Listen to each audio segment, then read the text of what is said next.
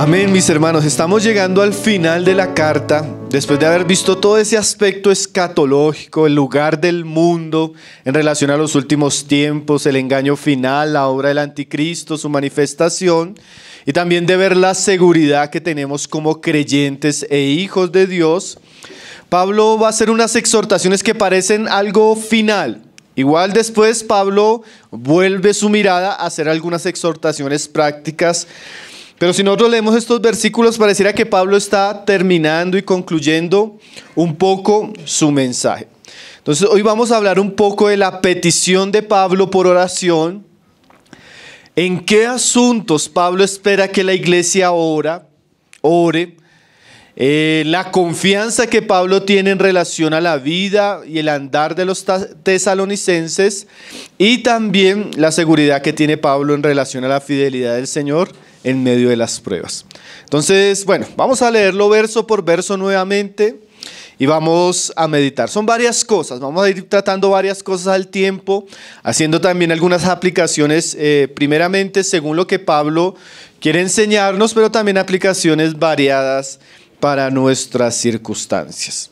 Entonces dice: por lo demás, ese por lo demás nos da la idea de que Pablo ya trató lo más grueso de la carta. El tema más importante de la carta como tal es las dudas en relación a la venida del Señor Jesús, las señales y las explicaciones que él viene dando.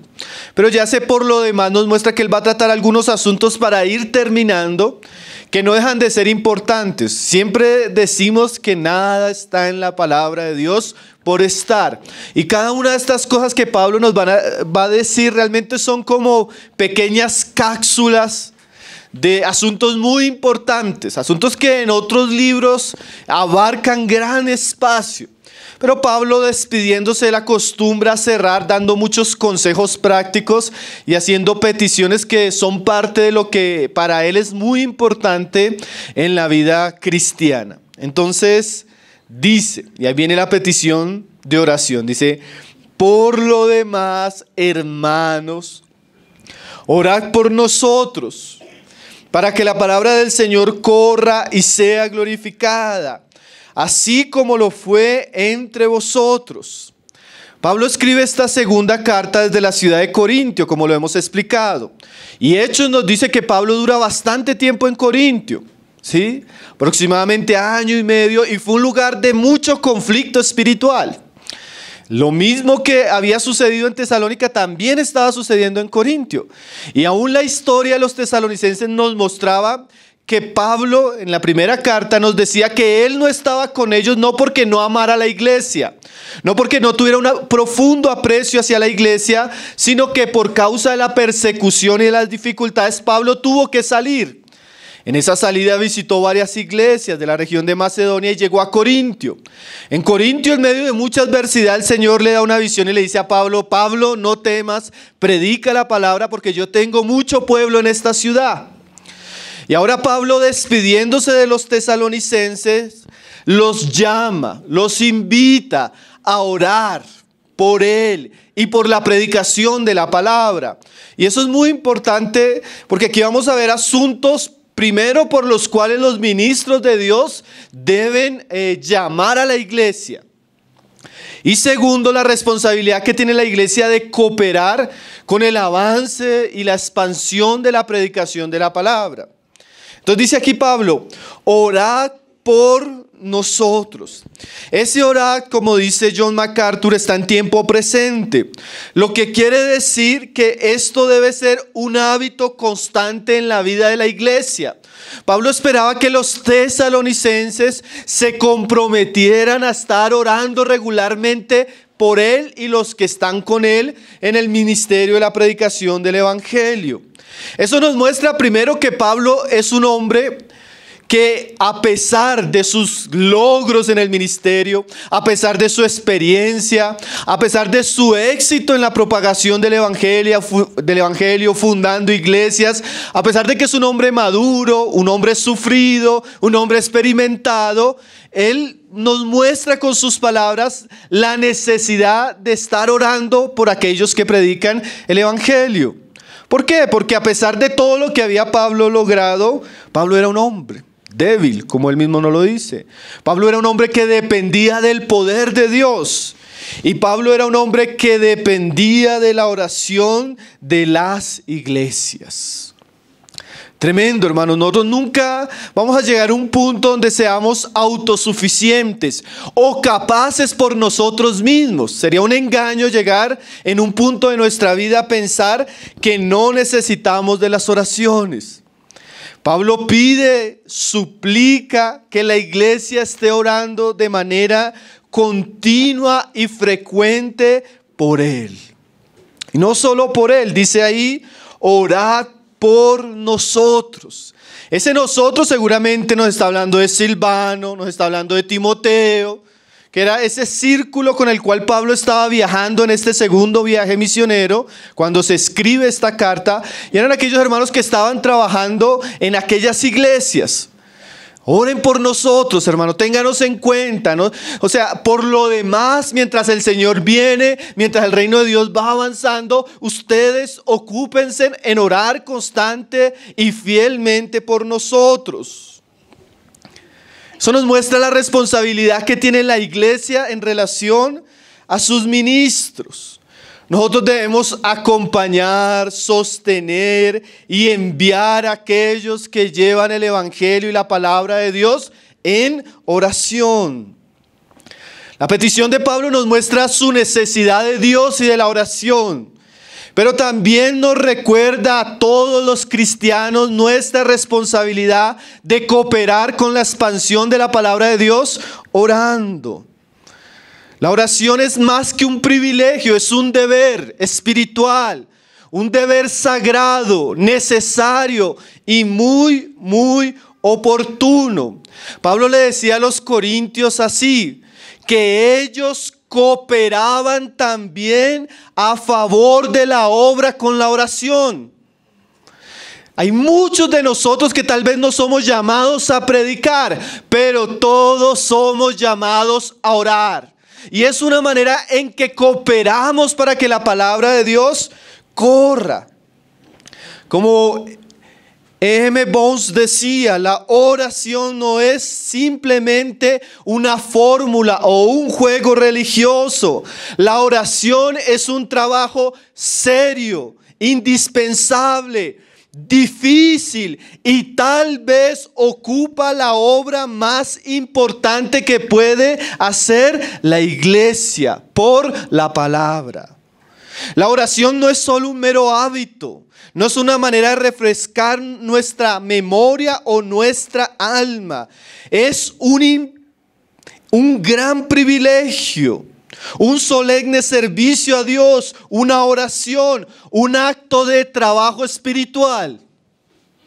Miren lo que dice nuestro hermano, ¿no? A veces nosotros pensamos que la oración es algo más. No, hermanos, es algo indispensable. La iglesia tiene que orar. Cuando la iglesia no ora, como decía nuestro hermano, el evangelio se mueve a paso lento y tímido.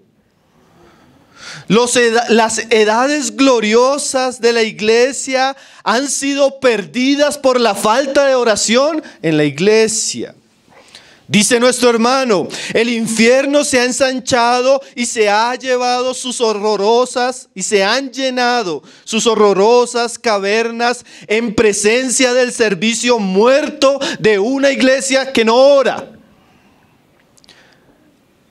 Hay muchas cosas que avanzan, la apostasía avanza, el infierno avanza, la maldad avanza, la impiedad avanza delante de una iglesia muerta que no ora. La falsa doctrina, la superficialidad, el pecado, la mundanidad avanzan en medio de una iglesia que no ora.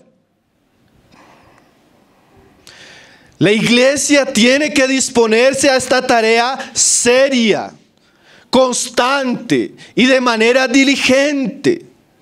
Necesitamos ser devotos y ardientes en la oración, de tal manera que los cielos escuchen el clamor de la tierra para que la palabra de Dios avance y prospere en nuestros días.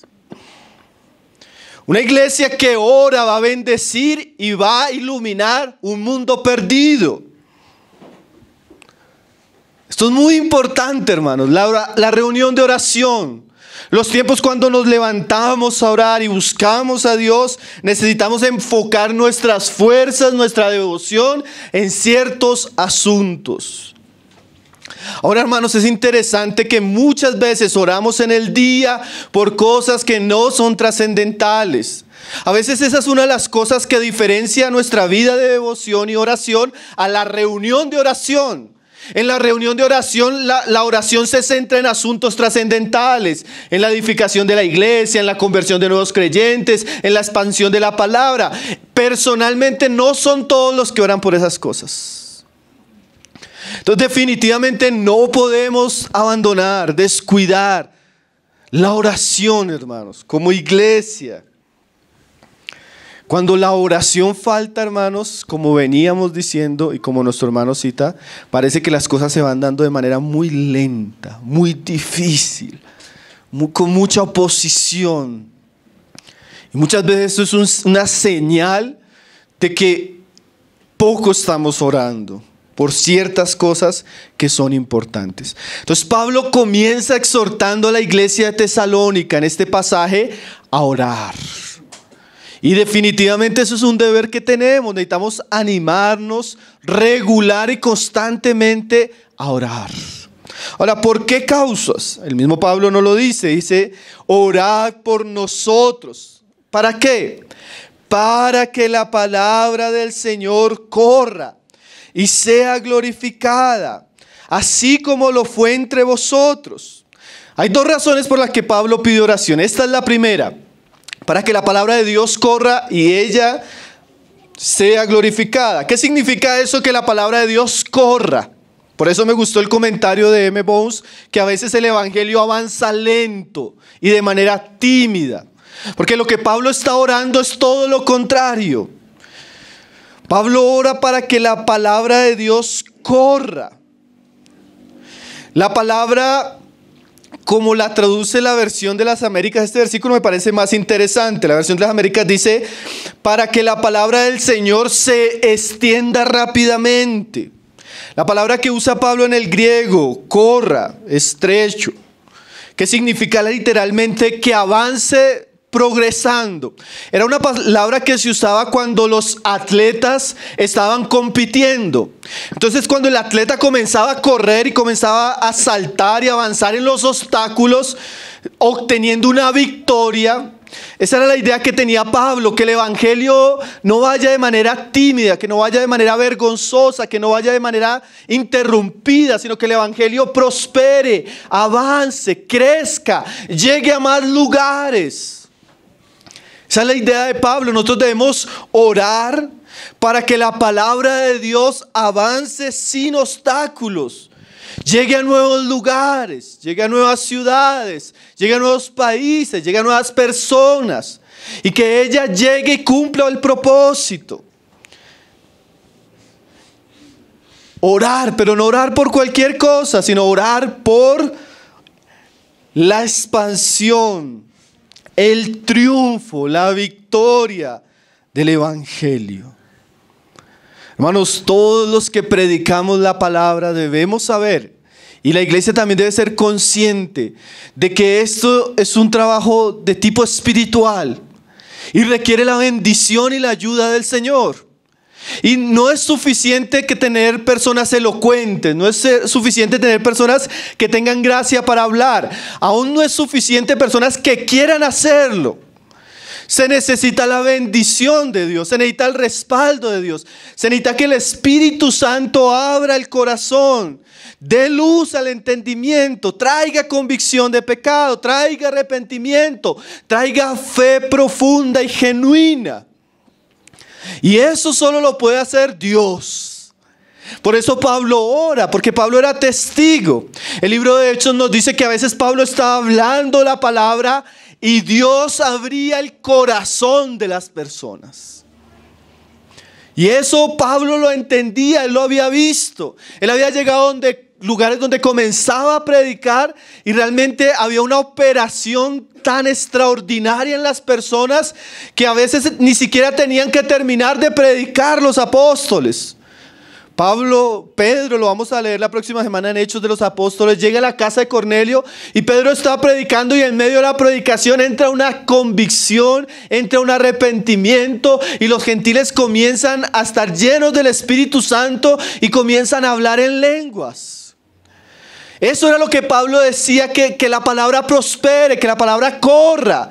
Que Dios abra puertas, que Dios abra lugares y que cuando se escuche la palabra en esos lugares, la palabra pueda prosperar, la palabra triunfe, la palabra cumpla el propósito por el cual Dios la envía.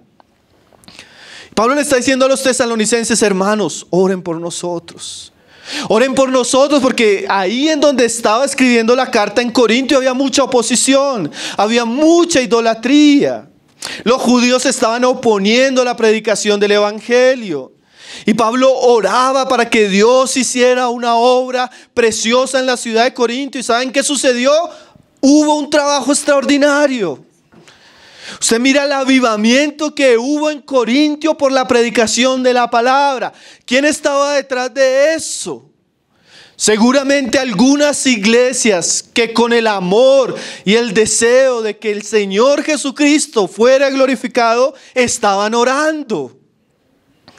Y eso es un principio no solo que nos muestra cómo ha avanzado la obra de Dios en la historia, sino algo importante. Muchas personas quieren que su hijo se salve, muchas personas quieren que su familiar se salve, muchas personas quieren que hayan conversiones rápidamente, que la iglesia se fortalezca, que el asunto avance, y pocos oramos. La poca oración demuestra que usted no está tan interesado en ese asunto. La poca oración demuestra que usted realmente no ama la salvación de esa persona. La poca oración demuestra que usted no está interesado en que la iglesia avance. La poca oración nos demuestra cuán superficiales, vanos y endurecidos están nuestros corazones. El termómetro de una iglesia es la reunión de oración, hermano, la vida de oración.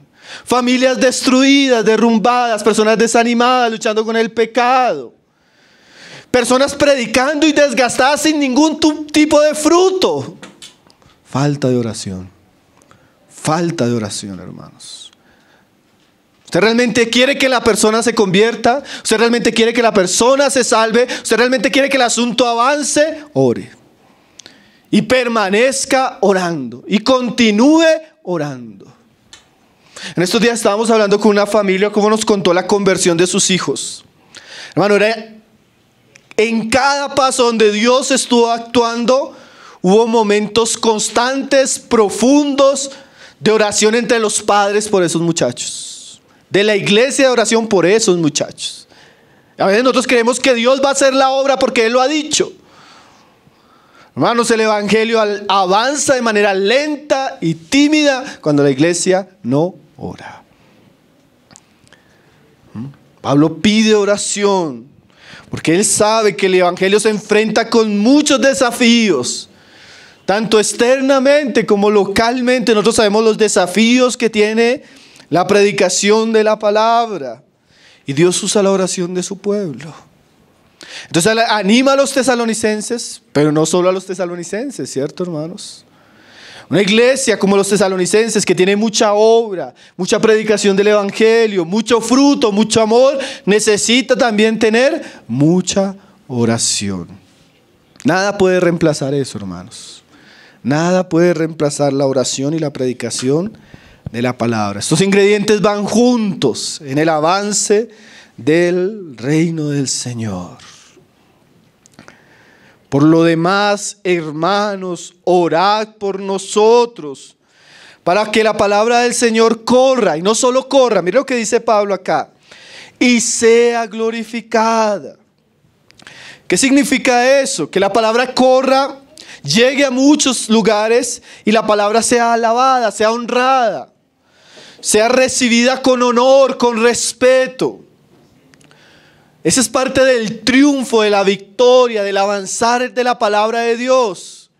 Hermano, oren por nosotros para que cuando la palabra llegue, las personas en vez de chocar con la palabra, resistir la palabra, aborrecer la palabra, las personas glorifiquen a Dios por lo que están escuchando.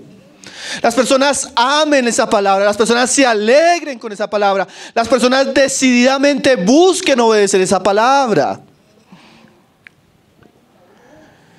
Warren Wiersbe decía: cuando la palabra de Dios realiza su obra, Dios recibe gloria. Y es cierto, cuando la palabra llega a ciertos lugares y las personas la reciben, son transformados por esa palabra, inmediatamente vienen los agradecimientos, viene la gloria a Dios, viene la alabanza.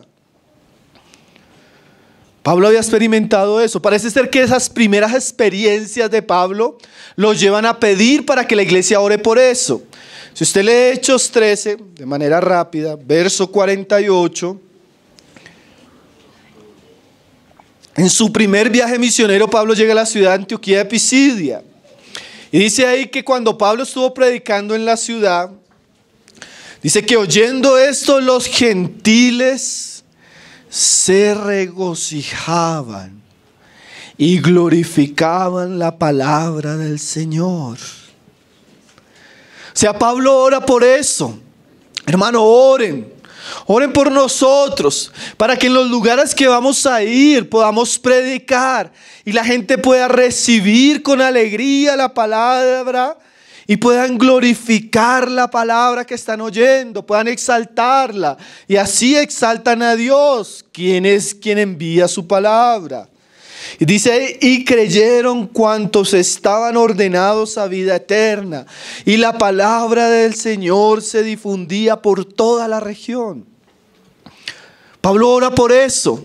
Y es que a veces nosotros tenemos una visión muy estrecha, hermanos, una visión muy limitada. Y yo pienso que también esta petición de Pablo hacia los tesalonicenses amplía el corazón de los tesalonicenses, amplía las fronteras de su corazón. Ustedes ya recibieron la palabra, ustedes han disfrutado la palabra ha hecho una obra entre ustedes. Ahora, mis amados hermanos, yo les ruego para que oremos, que lo que hemos disfrutado en este lugar pueda llegar a otros lugares.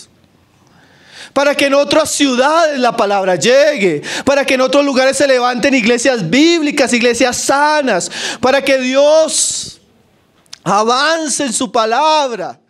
No se conformen, tesalonicenses, por lo que ustedes viven y reciben. Oremos para que otros puedan disfrutarlo, para que otros puedan recibirlo, para que otros también reciban el impacto de esa palabra. A veces oramos así, hermanos. A veces realmente que hay una frase que yo me encuentro mucho en los hermanos, y es una frase que tiene algo de verdad. Dios nos guarde. Hermano, aquí hemos tenido palabra. Hermano, aquí estamos llenos de palabra. Bueno, hermano, necesitamos orar para que eso no se quede aquí. Primero, para que dé el fruto en nuestras vidas. Porque poca palabra y un mal testimonio es un juicio mayor para nosotros. Pero no solo tener buena palabra, buen alimento, sino necesitamos orar: Señor, ¿cuántas ciudades, Señor? ¿Cuántas iglesias, Señor? Aún entre tu pueblo el cristianismo de hoy carece, Señor, languidece de palabra, no hay alimento, no hay predicación, malos obreros, hombres que abusan del pueblo, hombres que se enseñorean, hombres que manipulan, hombres que se enriquecen con tus ovejas. Señor, oramos para que tú envíes alimento, para que tu palabra llegue. ¿Cuántos de los que escuchamos un mensaje decimos: Señor, mira, esto se va a publicar en internet, permite que muchos lo escuchen, permite que esto se imprima, que hayan libros, que corra tu palabra? Permite que a nuestros hermanos se les abran puertas para ir a predicar a otros lugares, a otras ciudades, a otros países. Que esta luz que tú has encendido en medio nuestro no quede oculta, sino que muchos la conozcan. ¿Cuántos oramos así, hermanos? ¿Cuántos estamos preocupados por eso? Bueno, eso es una buena causa por la cual debemos orar regularmente. Para que la palabra de Dios corra, como dice aquí, se difunda. Oye, hermanos, estamos saturados en una generación donde todo lo malo, donde todo lo impío, donde todo lo pervertido, donde todo lo promiscuo, donde todo lo que es malo crece, abunda. Impregna las redes sociales, impregna la música, impregna el mundo del entretenimiento. Bueno, nosotros deberíamos orar, Señor, que tu palabra también crezca. Que tu palabra también corra, que tu palabra avance, que tu palabra llegue a muchos. Ese es el llamado de Pablo, hermanos, para los tesalonicenses. A veces estamos como contentos escuchando, y a veces sin dar fruto. Y escuchando como aguas estancadas. Pero deberíamos decir, Señor, de todos estos hombres que están escuchando, levanta misioneros. Levanta obreros que vayan a llevar tu palabra, Señor. De todos estos que estamos aprendiendo mes tras mes, enseñanza tras enseñanza, estudio tras estudio, trimestre tras trimestre, serie tras serie. Esto haga algo en medio de nosotros. En medio de las ciudades que están cerca, en medio de las iglesias que conocemos y tienen tanta necesidad. Usted no se imagina la necesidad que hay de la palabra de Dios, hermano. Usted no imagina la cantidad de personas que uno escucha regularmente, cansados, frustrados, porque un cristianismo de show, de espectáculos, de entretenimiento, pero carente de la palabra de Dios. Se necesita orar, hermanos, para que la palabra de Dios corra, prospere, avance. Es lo que dice ahí en Tesalonicenses. Y sea glorificada, así como lo fue entre vosotros. La misma experiencia de los tesalonicenses. Era como un llamado de atención para que ellos oraran. La palabra de Dios hizo una obra preciosa en Tesalónica. La vimos en el capítulo 1, en el capítulo 2 de la primera carta. La palabra de Dios trajo convicción. La palabra de Dios trajo alegría. La palabra de Dios trajo conversiones genuinas en Tesalónica. Y Dios usa a Pablo para que ellos oren. Para que de la manera que ellos experimentaron la palabra de Dios, otros la puedan experimentar. Y yo pienso, hermanos, que tanto los tesalonicenses como cada uno de nosotros somos un gran testimonio en un sentido de la palabra de Dios. Señor, tú me convertiste, tú me salvaste siendo un hijo rebelde, aborreciendo tu palabra, menospreciando a tus hijos, rechazando tu llamado, pero tu palabra, tu espíritu fue mayor y me convenció. Ahora te ruego eso por este hijo rebelde que está en la misma situación. Si tú pudiste conmigo, si tú hiciste una obra tan maravillosa, hazla con este, hazla con este. Oramos porque ya hemos experimentado que tu palabra tiene poder, tu palabra tiene alcance, tu palabra es eficaz. Así como tú has venido haciendo una obra entre nosotros, confirmando, restaurando hogares, madurando personas, librándonos de pecados, llevándonos a un entendimiento claro de tu voluntad, despertándonos para el servicio. Haz eso en otros lugares, Señor. Haz eso en otras familias. Lo que has hecho en mi vida, en mi hogar, oramos para que lo hagas en aquella familia que está pasando por esto. La manera como abriste mi entendimiento por la palabra y me mostraste que estaba siguiendo un error. Usa tu espíritu y tu palabra para hacer esto en otros. ¿Cuántos de nosotros nos hemos convertido con un video en internet, hermanos? Señor, bendice todos esos videos que publicamos para que de la manera que tú abriste mi corazón, me llevaste al arrepentimiento, tú puedas usar esto para que otros te conozcan. Oremos. Muchos podemos, bueno, algunos tal vez no, pero muchos hemos experimentado el poder de la palabra de Dios. Y debemos orar, Señor, como lo hiciste con nosotros, Señor, hazlo en otros lugares. Hazlo con otras personas, hazlo con otras familias, hazlo con otras iglesias, Señor. De la manera que nos has mostrado, de la manera que nos has revelado, de la manera que nos has venido pastoreando, Señor, por tu palabra, que esto vaya a otros lugares, Señor. Esta iglesia, hermano, había recibido la palabra en medio de gran tribulación y la había recibido con gozo, ¿recuerdan? Esta iglesia, dice Pablo, que no había necesidad que se predicara el evangelio en aquella región porque ellos habían difundido la palabra. Esta iglesia se había convertido de los ídolos a Dios y ahora servía de manera admirable. Bueno, de la manera que había sucedido en Tesalónica, Pablo pide a los tesalonicenses que ellos oren para que la palabra de Dios también corra. Necesitamos orar, hermanos, avanzar orando y no menospreciar la oración. Bueno, necesitamos que oren por nosotros, como dice Pablo, para que realmente la palabra de Dios halle cabida, corra, prospere, llegue a muchos lugares. Ese es el primer pedido de oración. Vamos a leer el verso 2. Dice: y para que seamos librados de hombres perversos y malos, porque no es de todos la fe. El segundo pedido de oración tiene que ver con un pedido de protección. Otra cosa que Pablo había experimentado en sus viajes, por un lado, era cómo la palabra de Dios actuaba. Y otra cosa que Pablo había visto de manera muy palpable era cómo se levantaba el odio de los enemigos. Por un lado, habían algunos que eran convencidos por la palabra. Otros, aún los religiosos, llenos de envidia, se oponían, rechazaban, menospreciaban. Y eso le había traído a Pablo muchos sufrimientos. Entonces Pablo pide protección.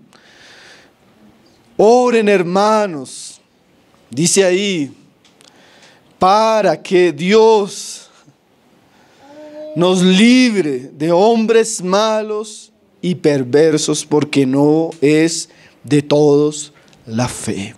El evangelio va a enfrentar dificultades y aquí Pablo especialmente nos habla de hombres malos y perversos que se oponen. Pablo había experimentado golpizas, Pablo había experimentado motines, Pablo había sido encarcelado injustamente. O sea, Pablo sabía que era sufrir por el evangelio.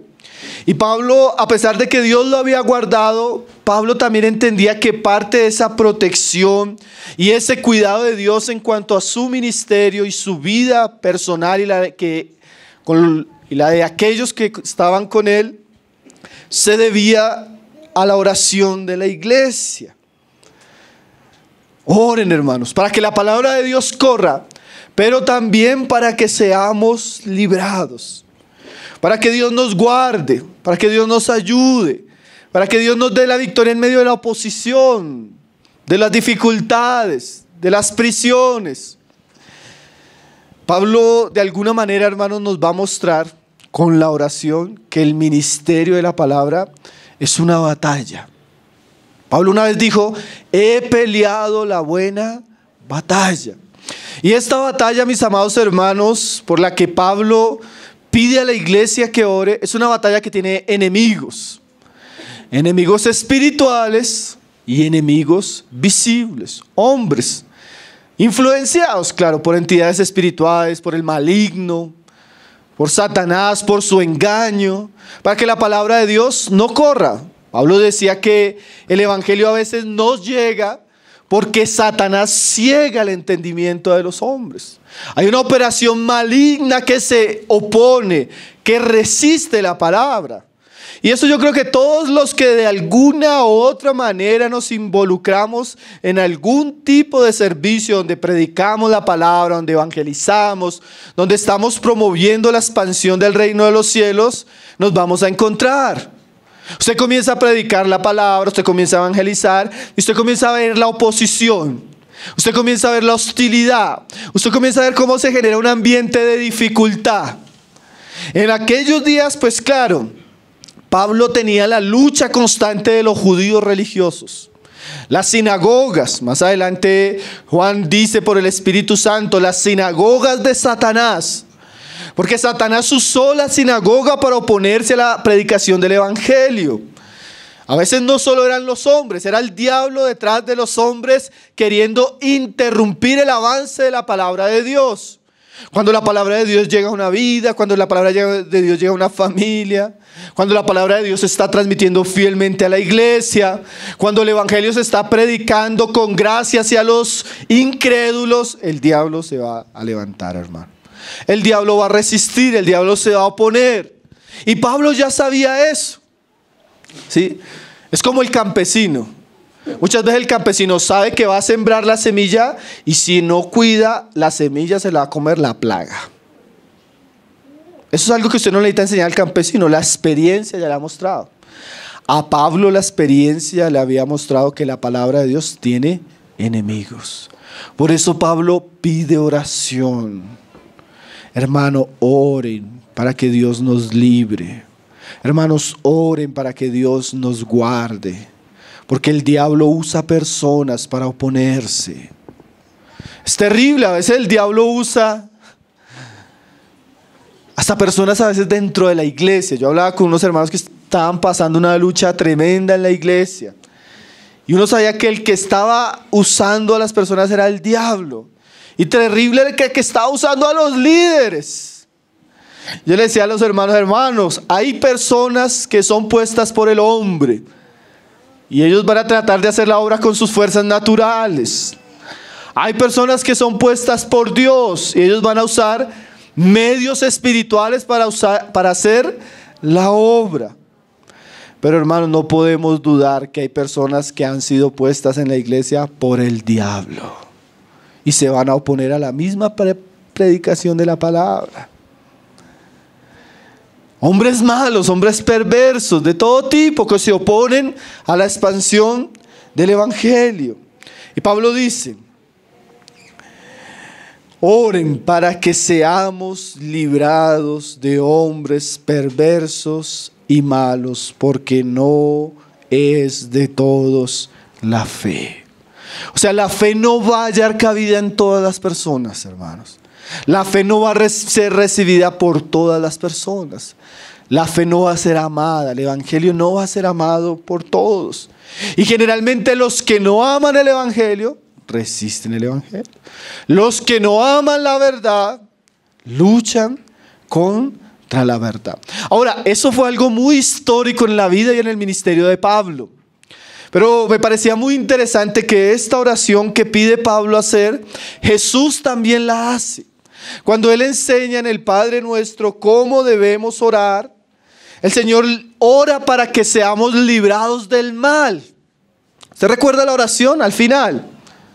Líbranos de toda tentación y del mal. No nos metas en toda tentación y líbranos del mal. ¿Qué quiere decir eso, hermanos? Claro, Pablo, por su experiencia, él sabía que hombres eran usados para oponerse a la expansión del evangelio. Pero la oración del Señor Jesús es mucho más amplia. La oración del Señor Jesús no tiene que ver con hombres, sino todo lo que puede hacer un tropiezo, un peligro, algo que dificulte el avance en la vida cristiana. Y alguien decía, porque esto es importante para que oremos. De pronto nosotros no necesitamos orar. Ahorita que vamos a salir nosotros no le vamos a decir, hermano, oren por la sinagoga de los judíos porque no sabemos qué nos espera en las ciudades donde vamos a estar. No hay sinagogas. Entonces, claro que era algo que Pablo oraba porque históricamente era su desafío. Pero aunque en nuestros días no hay sinagogas como tal, siempre hay una oposición, siempre hay mal que nos asedia. Y alguien decía, el principal mal por el cual debemos orar para que Dios nos guarde es el mal que hay en nosotros.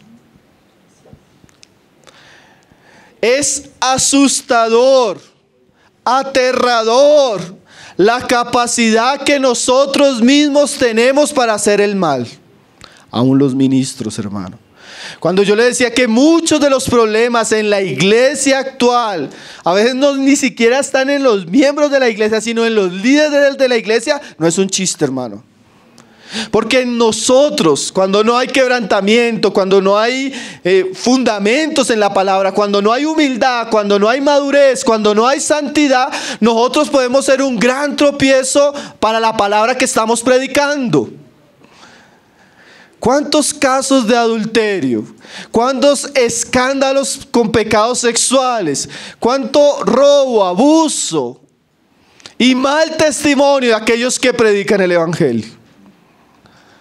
Entonces los males, claro que a veces están afuera, pero hermano, necesitamos orar. Señor, guarda a los hermanos. Cuando van a llevar tu palabra, guárdalos. Y guárdalos primeramente, como le decía Pablo a Timoteo, de ellos mismos. Miren la oración. Señor, que tu palabra corra. Y que tu palabra sea librada de todo mal. Señor, que tus hijos vayan, sean usados, pero guárdalos de pecar contra ti. Guárdalos de pecar contra tu iglesia.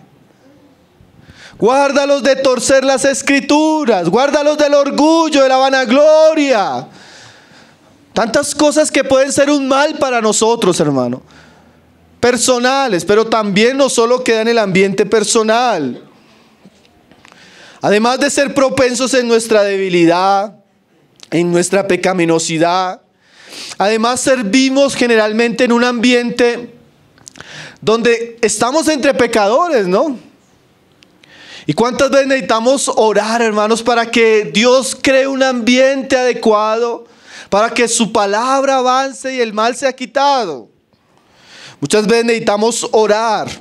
Señor, guárdanos de aquellos que se oponen, de aquellos que resisten, de aquellos que murmuran, de aquellos que odian tu palabra. Guárdanos de aquellos que tuercen las escrituras. Bueno, tantos males que pueden suceder en una iglesia, hermanos. El asunto es que necesitamos orar constante y regularmente a Dios para que nos libre de todo tipo de mal que afecte su obra. Hermanos, iglesias, movimientos y ministerios sin darse cuenta han caído hace años en decadencia, apostasía, superficialidad y carnalidad. Es tremendo, hermano, la cantidad de lugares que uno escucha donde el mal llegó y tomó asiento en medio del pueblo de Dios. Es increíble a veces abrir un canal, poner una predicación y escuchar las barbaridades que salen en muchos púlpitos hoy.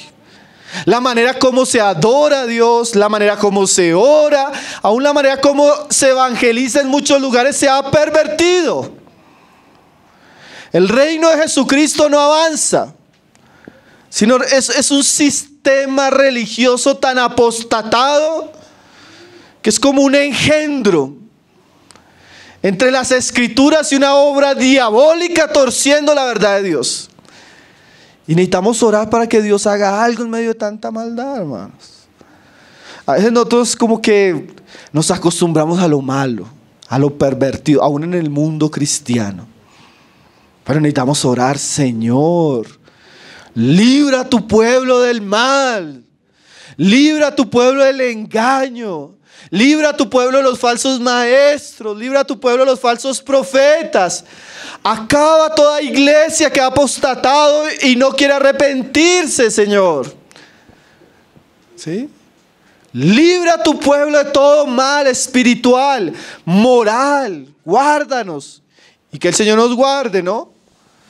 Porque, hermanos, hay pecados tan groseros y tan grotescos que pueden dañar la sanidad, la vida espiritual de una iglesia. Ahora, no piense de manera general, apliquémoslo más directamente. Usted ora por su esposo.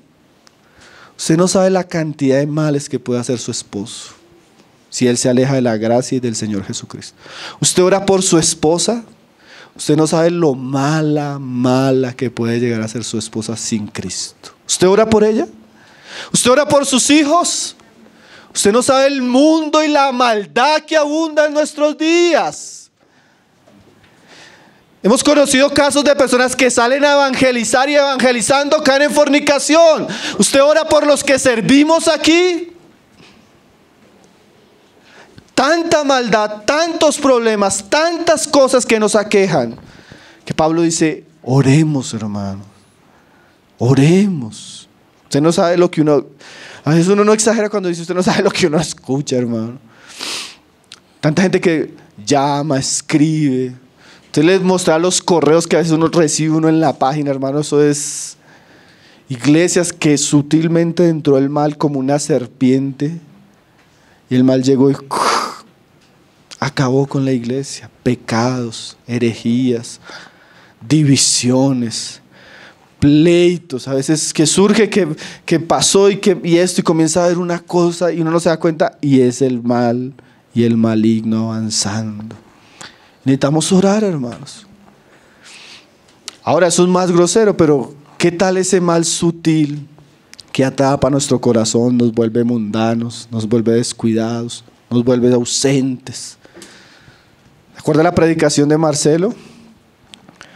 No, quédense aquí en Egipto y pueden ser una iglesia en Egipto, una iglesia carnal, una iglesia mundana, una iglesia pasiva. Eso puede suceder, ¿no? Y es un mal sutil, pero que atrapa, que mata la vida espiritual, que mata los dones, que mata ministerios.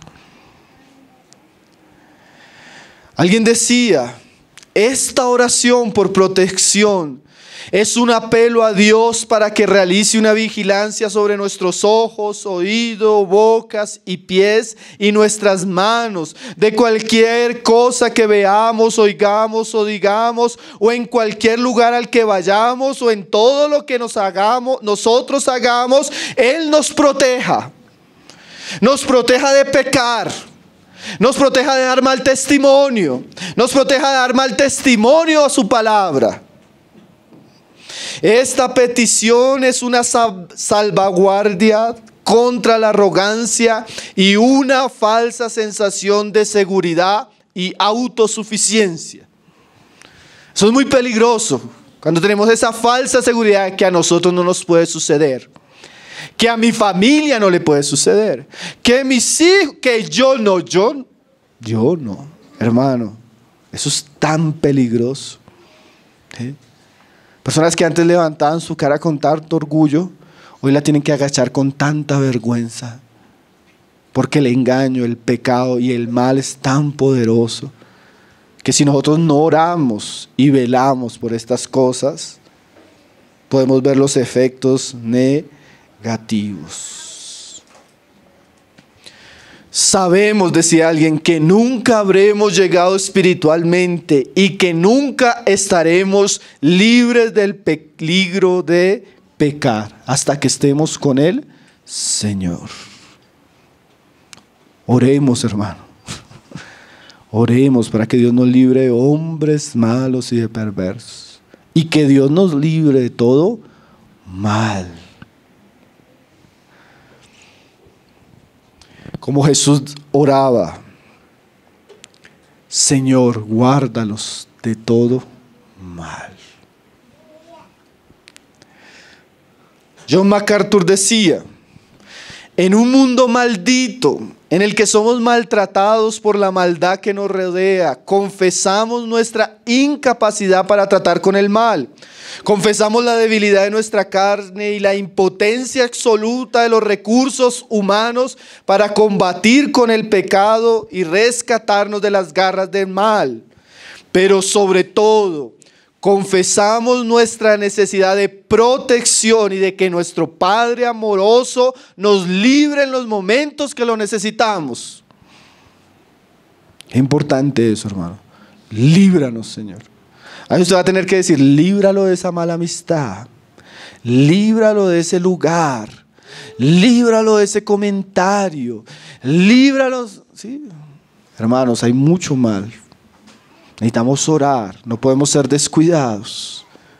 Orar porque la palabra de Dios corra y orar porque Dios nos proteja del mal y de hombres impíos. Dice el verso 3 que es como una contraparte que nos va a dar un poco más de seguridad a pesar de lo que venimos diciendo. Pero fiel es el Señor. Necesitamos orar para que la palabra corra, necesitamos orar para que Dios nos proteja. Y esa oración tiene una base. ¿Cuál es la base? La fidelidad de nuestro Dios. No oramos a un Dios descuidado, desatento. No oramos a alguien que no nos ama. No oramos a alguien que no está interesado en nosotros. Oramos a alguien que desea involucrarse profundamente en nuestras vidas y profundamente en el avance de su reino en medio de nosotros. En un Dios que no cambia, que no miente, que es fiel, que lo que Él ha dicho lo va a cumplir.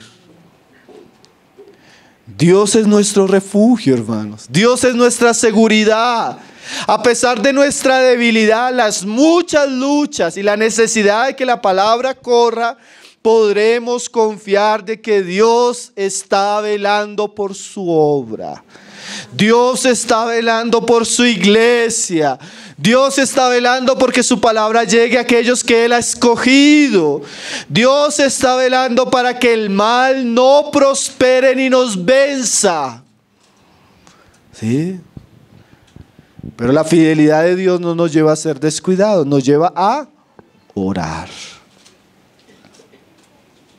Pero fiel es el Señor, que os afirmará y guardará del mal. La Biblia de las Américas dice y traduce del malvado o del maligno. Dios es poderoso para guardarnos, Él es fiel para librarnos de las obras y de las acechanzas del maligno. Como decía Pablo en otra carta, no nos ha sobrevenido una tentación que no sea humana. Pero fiel es Dios, que no os dejará ser tentados más de lo que podéis resistir. O sea, uno de los aspectos de la fidelidad de Dios es que Dios no permite que el mal, la tentación o la prueba sea mayor de lo que podemos resistir. Quiere decir que lo que Él permite es porque Él sabe en su fidelidad que lo podemos resistir. Lo podemos soportar. Nos va a madurar, nos va a hacer crecer, nos va a consagrar más. Entonces Dios permite pruebas, oposición, luchas para santificarnos. Y Él sabe que hay un punto que yo ya me voy a desvanecer y hasta ese punto Él deja la carga y la deja, no deja que venga más. ¿Sí? A veces nosotros hemos tenido que orar. Hace poco estaba en unos días que yo le decía, Señor, no puedo más. Yo sentía que el Señor me decía, no te voy a dar más, pero tienes que soportar. Esa es la parte que te tocó. Esos son los días que te estoy permitiendo vivir. Esas son las circunstancias por las que vas a pasar. No te voy a dar más, pero tienes que soportar. Fiel es Dios, hermano. Dios no nos da más de lo que podemos soportar. Él sabe, Él conoce nuestra fe. Él conoce nuestras convicciones. Él conoce hasta dónde podemos ir.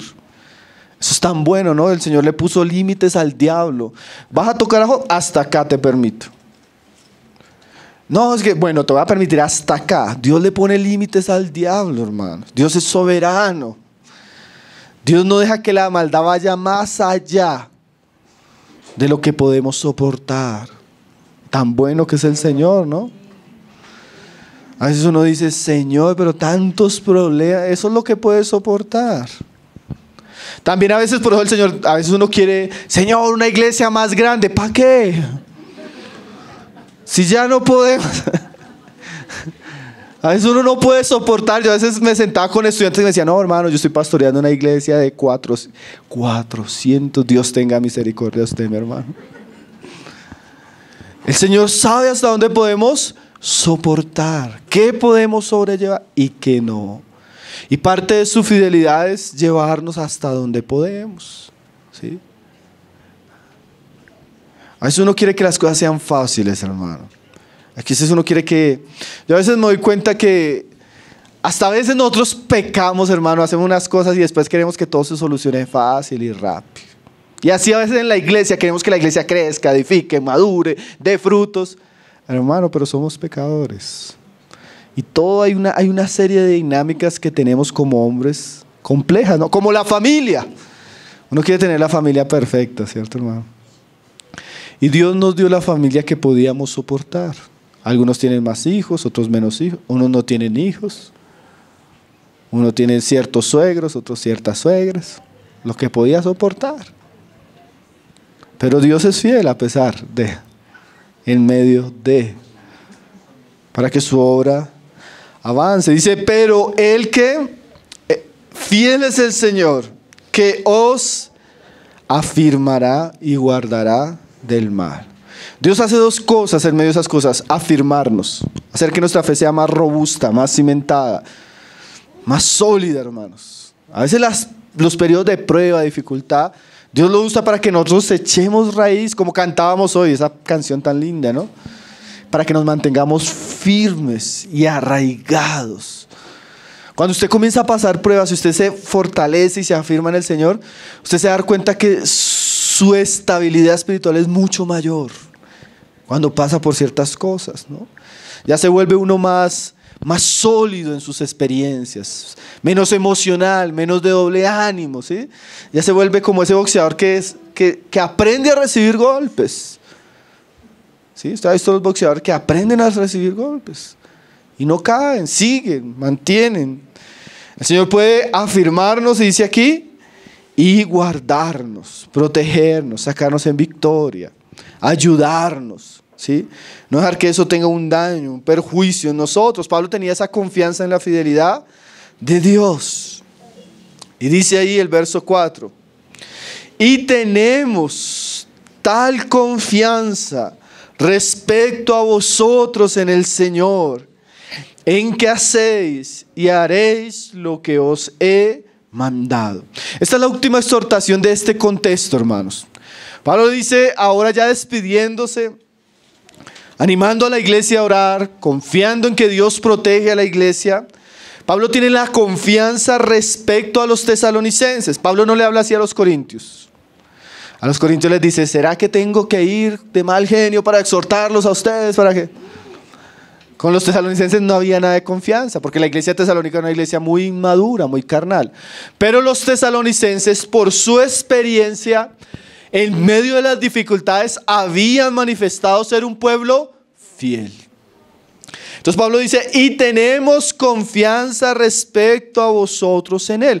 O sea, ya en esta carta, Pablo, en la segunda, Pablo ya conoce la experiencia de los tesalonicenses, saben cómo están los hermanos, y Pablo ya les dice, hermanos, nosotros tenemos confianza respecto de vosotros. La iglesia de tesalonicenses era como lo hemos dicho en otras reuniones, como ese hijo fiel, que usted sabe que si usted se puede ir a viajar y usted puede dejar a ese hijo encargado de esto, y usted sabe que ese hijo le va a responder. Es un hijo confiable. Es un hijo que va a hacer las cosas que él tiene que hacer. Es un hijo que usted no tiene que estar detrás ahí pullándolo, gritándolo, sino que usted sabe que él es fiel. Hermanos, qué importante encontrar iglesias así, ¿no? Que uno diga, hermano, nos vamos, pero tenemos confianza de que ustedes van a seguir haciendo lo que han venido haciendo. ¿Sí? Un hermano me decía, hermano, tengo que viajar en otra ciudad, pero no sé qué va a pasar cuando yo salga de aquí. ¿Sí? Hermanos, Pablo tenía confianza en la iglesia. Y qué importante que la iglesia pueda madurar, la iglesia pueda ser fiel a tal punto que sea una iglesia confiable, ¿no?